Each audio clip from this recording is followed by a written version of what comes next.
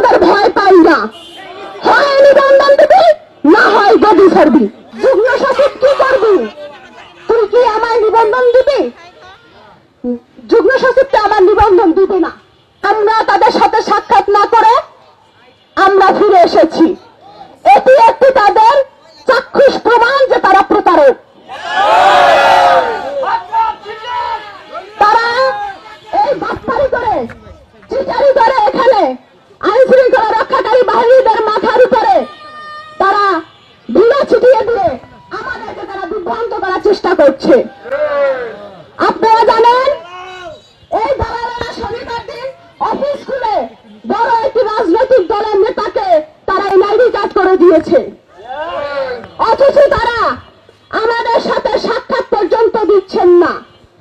যতক্ষণ না পর্যন্ত আমাদের নিবন্ধন বুঝে না পাবো ততক্ষণ পর্যন্ত আমাদের অবস্থান কর্মসূচি চলমান থাকবে।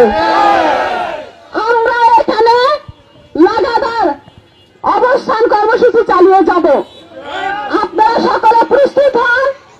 এই দালাল সচিবের কুশপুত্তলিকা একটা পচা ডিম মারার প্রস্তুতি নিতে দেন। আমরা পচা ডিম মারার ব্যবস্থা করতেছি। এই দুজনকে আমরা আপনাদের জনতার মঞ্চে দাঁড় করিয়ে পচা ডিম মেরে তাদের আমরা জনতার আদালতে বিচার করব। এই দালাল আর দালাল সচিব এই দুইজনের তালবাহানা অনেক সহ্য করেছি, আর সহ্য করব না। আমাদেরকে কি করবেন? মেরে ফেলবেন, গুলি করবেন। হাসিনাকে লড়াইছি বেটা, বুকের পাতা দেখ। আমরা জুলাইয়ের আন্দোলনে নেতৃত্ব দিয়েছি। আমরা তোদের ভয় পাই না, হয় নিবন্ধন দিবি না হয় গদি ছাড়বি।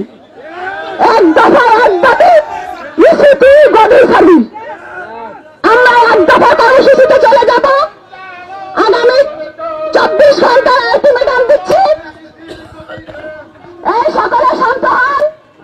আগামী 24 ঘন্টার আলটিমেটাম দিচ্ছি।